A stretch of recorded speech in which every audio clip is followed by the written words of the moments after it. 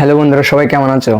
Finally আজকে IPL এর প্রথম ম্যাচের একটা ধামাকা খেলা হয়েছে। প্রথম ম্যাচটা বাদশার টিম আর কিং এর টিম।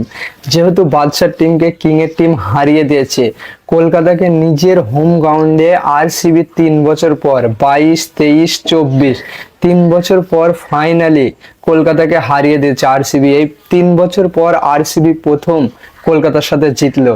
আর খেলাটা কিন্তু খুব সুন্দর হয়েছে। 18 বছর আইপিএল চলছে, বিরাট কোহলি একমাত্র প্লেয়ার যে আরসিবিতে 18 বছর ধরে খেলছে। তাই শাহরুখ খান এটা বলেছে, আর শাহরুখ খানের সাথে একটু ভাঙড়া ড্যান্স করে। কলকাতা প্রথমে ব্যাটিং করে। যে রাজিঙ্কি রাহানিকে কেউ কিনছে না, সেই রাজিঙ্কি রাহানি সব থেকে ভালো খেলে। বুড়ো বয়সে একটা ইয়াং প্লেয়ারের চেয়ে ভালো খেলে আজিঙ্কি রাহানি।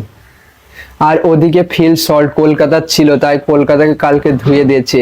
আর বিরাট কোহলির কালকে 400তম ম্যাচ ছিল, 400তম ম্যাচ। হাফ সেঞ্চুরি করে আর কলকাতার বিরুদ্ধে 1000 রানও পার করে। সেই কিং বিরাট কোহলি আবার ফর্মে এসেছে।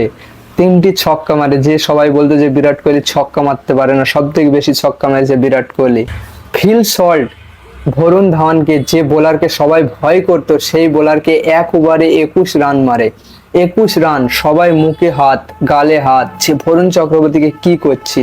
কুণাল পান্ডে 3টি wicket, man of the match. ফাইনালে আরসিবি জিতে গেছে প্রথম ম্যাচে। কলকাতাকে নিজের মাঠে হারিয়ে দিয়েছে 3 বছর পর। 22, 23, 24 3 বছর পর কলকাতাকে হারিয়ে দিয়েছে আরসিবি।